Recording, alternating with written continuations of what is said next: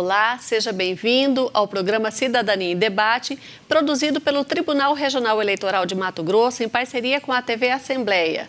Hoje, o TRE traz ao Cidadania em Debate orientações sobre convenções partidárias e principalmente sobre registros de candidaturas. Você que é advogado, é pré-candidato, representante de partido político, fique atento. Muita coisa mudou em relação às eleições de 2014. Nós teremos uma eleição geral e nós temos regras novas que precisam ser observadas. Quem traz essa informação para a gente é o secretário judiciário do TRE de Mato Grosso, Breno Gasparotto. Breno, obrigada pela sua presença aqui, trazendo mais novamente informações, orientações, essa prestação de serviço aos candidatos, aos advogados e representantes de partidos políticos. Seja bem-vindo. Muito obrigado. É um prazer estar aqui presente para prestar esses esclarecimentos a respeito desse período tão importante do calendário eleitoral, as convenções partidárias e o registro de candidaturas propriamente. Nós já estamos no período de convenções, né, Breno? Até quando vai esse período e quais são as principais orientações, tanto em relação a convenções quanto o registro de candidatura, visto que a gente já está quase no período do registro também, né? Exatamente. O período de convenções partidárias para essas eleições gerais de 2018 vai do dia 20 de julho até o dia 5 de agosto. E é uma diferença fundamental em relação às eleições gerais anteriores. Houve uma redução do prazo, houve também um achatamento do calendário como um todo.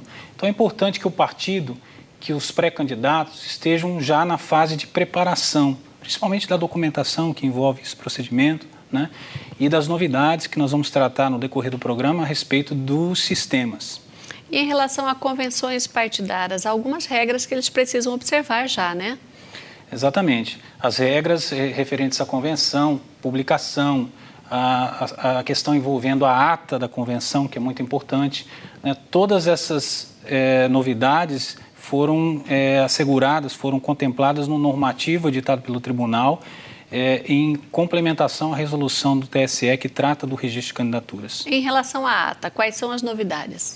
Com relação à ata, o que nós temos a dizer é que o partido, tão logo realize a sua convenção nesse período estabelecido no calendário, ele deve encaminhar no prazo de 24 horas essa ata digitada por intermédio do sistema de candidaturas ao TRE e nesse mesmo prazo também deve fazer chegar ao tribunal, mediante protocolo, a cópia da ata assinada e os documentos que a integram, né? A lista de presença dos que participaram da convenção.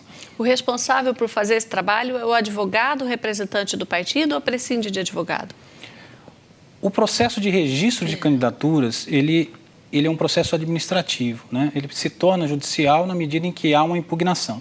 Mas esse momento que nós estamos tratando é do repedido coletivo, que a gente chama, pedido coletivo de candidaturas, que é levado a cabo pelo partido político ou pela coligação que tem as legendas que vão participar da eleição. Então, é ele que vai trazer, num primeiro momento, no pedido coletivo, essa solicitação de registro ao Tribunal Regional Eleitoral. Você falou em pedido coletivo de candidaturas. Você pode explicar as diferenças entre pedido coletivo de candidatura e pedido individual? Se há prazos diferentes, se há regras diferentes para esta eleição? Em relação a isso, há alguma coisa que eles têm que ficar atentos? Então, o que difere o pedido individual do coletivo é que o coletivo precede, é o primeiro pedido.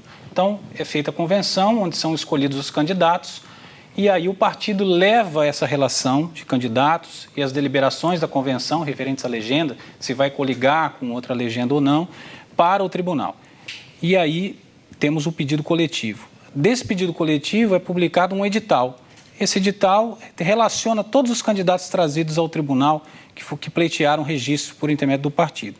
Se o candidato escolhido em convenção não tiver nessa relação, abre-se um prazo de 48 horas após essa publicação para que se pleiteie o pedido individual.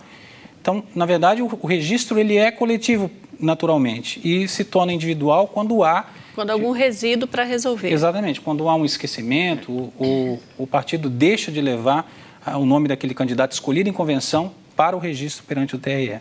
Breno, você está aqui nos trazendo essas orientações, mas o TRE também realiza uma série de encontros com representantes partidários para orientar sobre tudo isso. Recentemente, a Secretaria Judiciária realizou um evento lá no tribunal.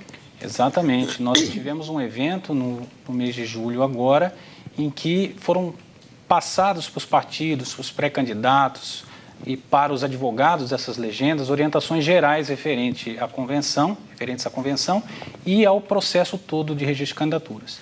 Agora, depois desse encontro, foram realizados treinamentos específicos no sistema que será utilizado para o registro.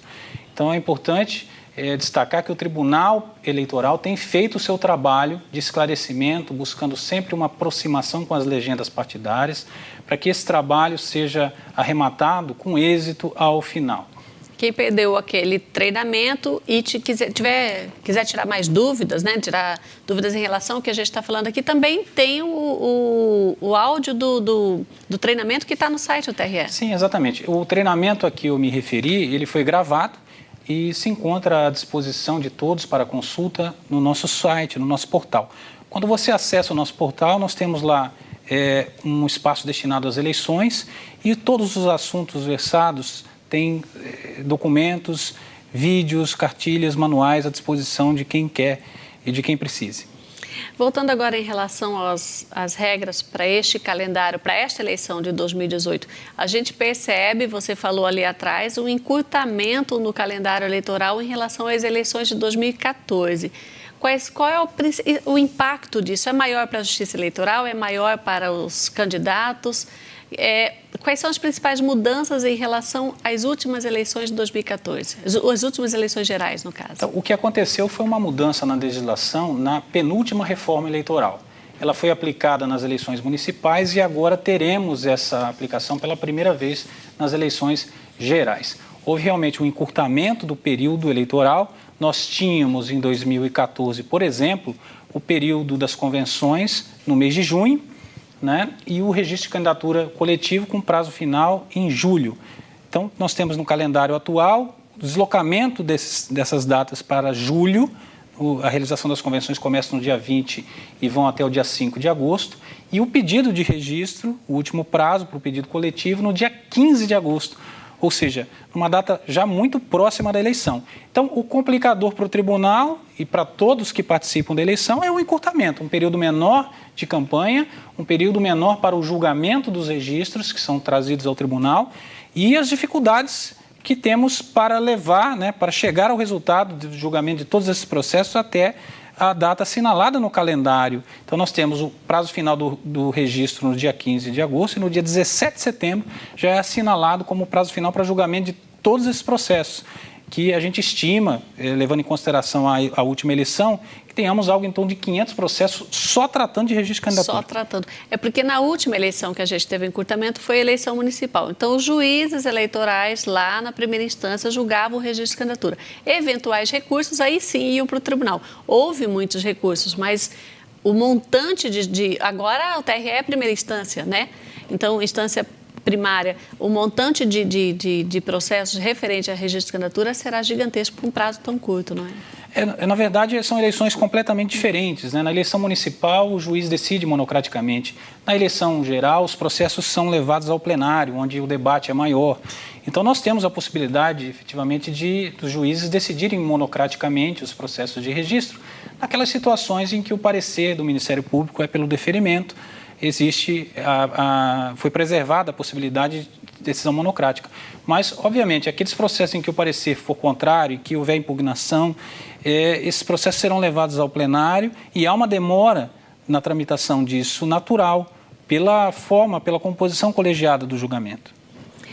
Breno, nesta eleição nós teremos uma grande novidade, que é o processo judicial eletrônico. O processo judicial eletrônico foi visto no começo com certo temor por advogados, por servidores, mas a Secretaria Judiciária do TRE já treinou aí muita gente, né? Já teve vários treinamentos em relação ao PJI. Como é que está essa questão em relação ao PJI? Está tudo tranquilo para ser usado na eleição? O processo judicial eletrônico, o sistema processo judicial eletrônico é a grande novidade dessas eleições, porque com ele nós utilizaremos, na verdade, o sistema para todas as classes processuais que tratam da eleição.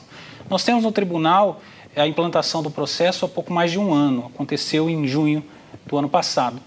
e se tornou obrigatória a utilização no mês de setembro do ano passado. Tivemos um período de experiência e nesse período todo, desde a implantação, nós treinamos mais de 100 pessoas. Isso para o nosso público, para a nossa realidade é muita coisa, envolvendo advogados, servidores e agentes, órgãos colaboradores como o Ministério Público.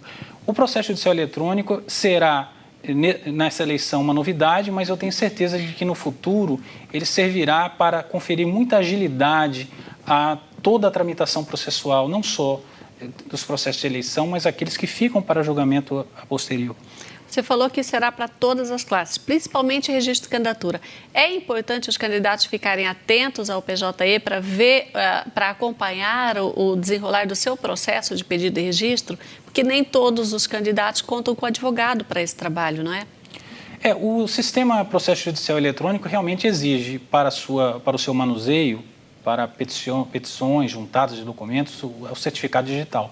Mas a classe RCAND, registro de candidatura, é uma classe diferenciada, tem um tratamento diferenciado pelo TRE.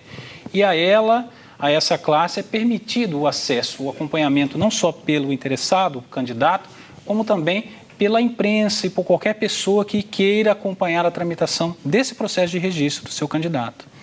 Então, nesse meio tempo, nesse intervalo de tempo entre o pedido e o julgamento, é possível que haja o acompanhamento em tempo real desse processo de registro, aberto de forma irrestrita a todos aqueles que buscarem a informação no sistema. Então fica aqui um recado para você que é candidato. Não fique esperando o advogado fazer isso por você.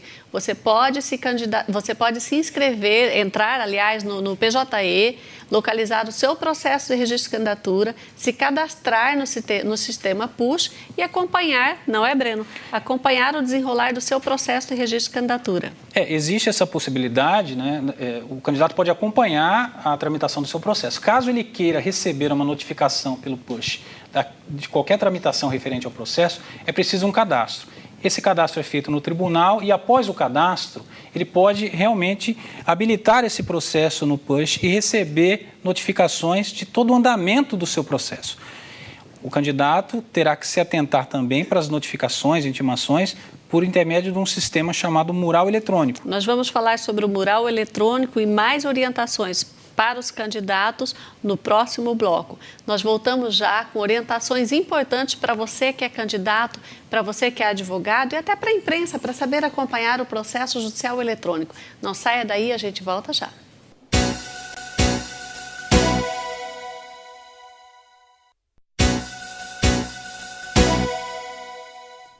Voltamos a apresentar o programa Cidadania em Debate, hoje falando sobre registro de candidaturas, as regras, os normativos e as principais mudanças em relação às eleições de 2014. Está conosco o secretário judiciário do TRE de Mato Grosso, Breno Gasparotto. Breno, você falava agora há pouco da forma de que o candidato ele precisa ficar atento ao mural eletrônico também, porque o processo judicial eletrônico estará integrado ao mural eletrônico, ao Diário da Justiça eletrônico. Qual é o principal recado que você tem nessa seara para os candidatos? O mural eletrônico vai ser a principal ferramenta de intimação, na verdade, nos processos de registro. Então, é necessário que o partido, que o candidato principalmente, esteja atento às publicações que serão realizadas por intermédio do mural. O mural eletrônico foi uma iniciativa do nosso tribunal, que agora o próprio Tribunal Superior Eleitoral incorporou ao sistema processo judicial eletrônico. É uma ferramenta muito simples, ao acesso direto por intermédio de link no nosso portal ou pela publicação feita no próprio sistema processo judicial eletrônico. Então, é necessário que o candidato acompanhe essas publicações. Caso ele não realize o cadastramento pelo PUSH, ele deverá entrar diariamente no sistema para verificar se há intimação referente ao processo dele. E a imprensa pode acompanhar diariamente no mural eletrônico todas as decisões judiciais em tempo real, vão para lá, não é? Exatamente. A imprensa faz uso do mural eletrônico desde as últimas eleições de forma muito efetiva, não só em relação aos processos de registro, como também em relação às representações por propaganda, que é o instrumento de publicação principal das representações. Só que o mural eletrônico é a partir de 15 de agosto, né? É bom deixar claro que o mural Exatamente. A utilização do mural é de dia 15 de agosto até 19 de dezembro. Então, por hora, não há publicação nenhuma no mural. Nós vamos inaugurar as publicações a partir dessa data. E quando inaugurar, o TRE vai colocar um banner para chamar a atenção para o mural eletrônico. Ficará na página do TRE, www.tre-mt.jus.br. Basta procurar no Google, se você esquecer, Tribunal Regional Eleitoral de Mato Grosso, procure a página, teremos um banner do mural eletrônico a partir do dia 15 de agosto. Breno, quais são os benefícios em relação a essa integração? Porque nós temos várias ferramentas todas integradas, não é? É a primeira eleição geral que a gente tem isso. Qual é o benefício disso tudo? Nós já escutamos de algumas pessoas que essa vai ser a primeira eleição que ela será informatizada desde o pedido do registro até a votação. Então, realmente, os sistemas estão se integrando. Nessa eleição, teremos a integração do diário eletrônico com o sistema processo judicial eletrônico, do mural eletrônico, né, e dos sistemas de candidaturas. Existe o sistema de candidaturas e um módulo externo que o partido alimenta, realiza os pedidos de registro. Então, todos esses sistemas estarão trabalhando de forma integrada. Além da rapidez, tem a transparência para o público externo, que pode acompanhar passo a passo disso tudo. Exatamente. Fundamental essa transparência, e a integração vai permitir caminharmos com mais velocidade e ofertarmos ao cidadão, ao eleitor e aos candidatos, todos que participam do processo eleitoral, uma grande facilidade. Você disse que, em relação ao registro de candidaturas, foi mantida a possibilidade de julgamento monocrático pelo relator, desde que não haja impugnação àquela candidatura e desde que tenha parecer favorável do Ministério Público. Até esses registros poderão ser acompanhados pela sociedade, tudo de forma transparente? Sim, porque as decisões monocráticas referentes a registro serão levadas à publicação no mural. As decisões colegiadas serão publicadas em sessão plenária. Essa é a sistemática principal de publicação em matéria de registro de candidatura. As decisões colegiadas serão publicadas em sessão e não vão para o mural depois?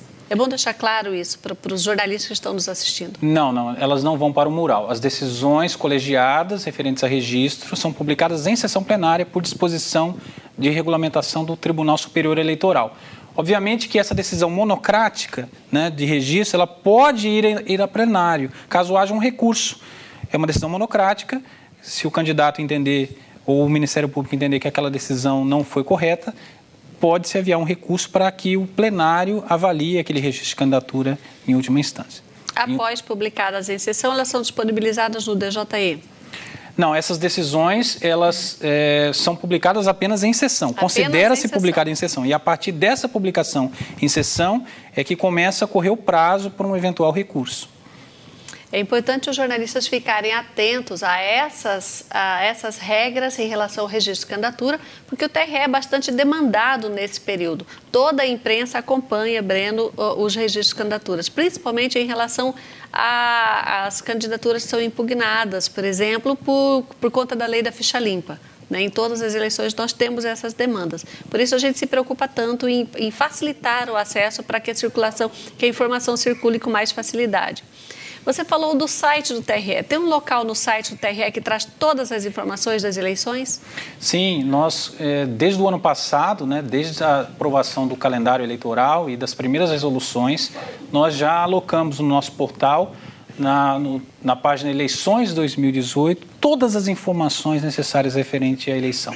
Então, lá está dividido por matéria, você encontra manuais, cartilhas, vídeos, normativos, as resoluções. Todas as resoluções, não só do TSE, como também aquelas complementares expedidas pelo TRE. Estão à disposição para consulta num local de fácil acesso e espero que esse trabalho desenvolvido pela Coordenadoria de Gestão da Informação do TRE sirva a toda a comunidade. E lá também estão disponíveis as certidões, porque em todas as eleições há os candidatos de primeira vez, né? A primeira vez que ele vai se candidatar, principalmente de partidos pequenos, e aí eles não têm aquela assessoria jurídica para orientá-los sobre as certidões, os documentos, tudo que precisa. Esse candidato, ele pode, no site, ele consegue essas informações, os links, por exemplo, para as certidões exigidas? Esse é um ótimo questionamento. Realmente há uma demanda em relação a essas certidões que são exigidas para o processo de registro de candidaturas, e nós fizemos um trabalho de compilação dos endereços, estão à disposição dentro desse hiperlink das eleições de 2018. Então, todas as certidões com a indicação de onde você deve clicar, você não precisa digitar o site, é só clicar e você vai diretamente para o site. Obviamente que algumas certidões exigem uma complementação. E, para isso, o tribunal foi buscar um convênio com o Tribunal de Justiça para tentar reduzir o tempo de expedição dessas certidões. Esse termo de cooperação está em andamento e eu acredito que para as eleições ele esteja valendo. Você está falando, por exemplo, das certidões positivas criminais, que demoram mais para sair na Justiça Comum, e toda a eleição a gente tem esse problema que os candidatos reclamam dessa demora, né? Pelo cartório distribuidor lá do Fórum de Cuiabá. Mas os candidatos podem se antecipar, não pode, Breno? Se ele já sabe que ele é candidato, e ele pode se antecipar, já entrar lá, ele já sabe todos, lá no site já está informando todas as certidões que ele vai precisar, ele pode solicitar essas certidões com antecedência, não é? Exatamente. Se você é pré-candidato, se você pretende lançar o seu nome, ir à convenção para concorrer nas eleições, você tem que buscar essa documentação com antecedência, não deixar para o último momento. Em que pese todas essas iniciativas do TRE para facilitar esse trabalho para o candidato, é importante que ele busque essas informações com antecedência. Então, a certidão ela tem um prazo de validade bastante longo, ela pode ser solicitada com antecedência e apresentada no período próprio do registro de candidaturas. Em relação aos partidos políticos, Breno, todas as eleições, não só no ano eleitoral, mas no ano não eleitoral, o tribunal vem buscando auxiliar os partidos políticos para que se organizem melhor, para chegar no processo eleitoral, que eles tenham uma facilidade maior de relacionamento com a justiça eleitoral.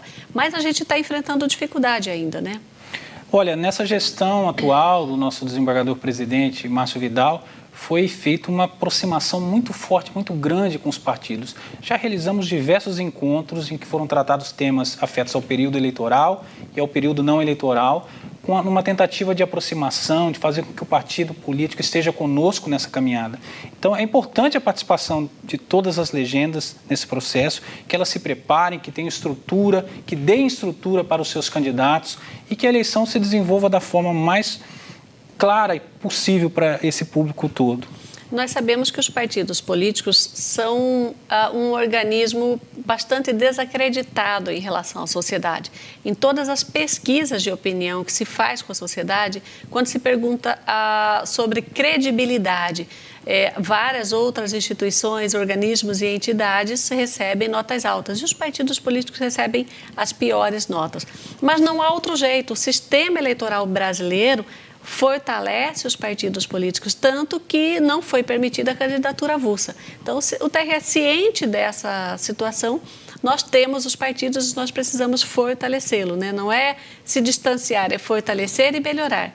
Nesse sentido, você acha que a gente está melhorando ao longo dos anos? Os partidos políticos vêm se organizando melhor? Você percebe essa melhora? Percebo, sim. Eu acho que os dirigentes partidários têm buscado essa aproximação conosco, têm entendido esse recado, né? E eu creio que isso vai melhorar no decorrer dessa eleição. A gente já vai sentir uma melhora em relação à preparação para a eleição e as providências que o partido precisa tomar para que essa eleição seja levada a um bom termo.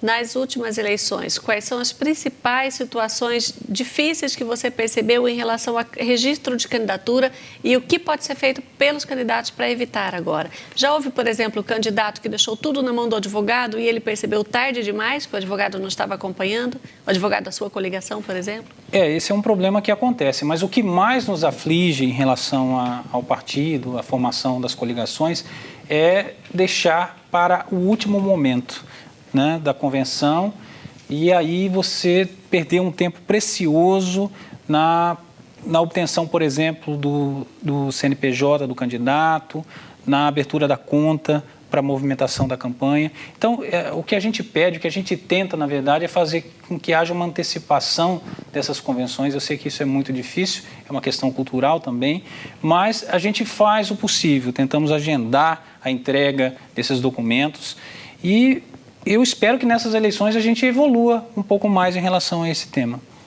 Breno, obrigada pela sua participação. Nós estamos caminhando para o final. E você falou de convenções partidárias. Eu quero deixar um recado aqui para você que é mulher. Nós estamos já no período de convenções partidárias.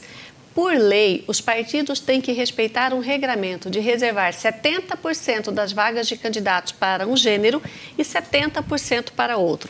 Essa regra foi feita para proteger, para estimular a candidatura feminina.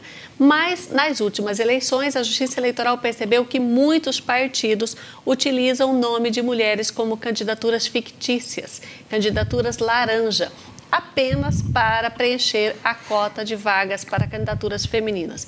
Você, mulher, não deixe o seu nome ser usado. Não permita que isso aconteça. Não aceite nenhum presente, nenhuma oferta para permitir que o seu nome seja usado. Vamos juntas construir um mundo melhor para homens e para mulheres. Breno, obrigada pela sua participação e chega ao final mais um programa Cidadania em Debate. A gente se encontra no próximo programa.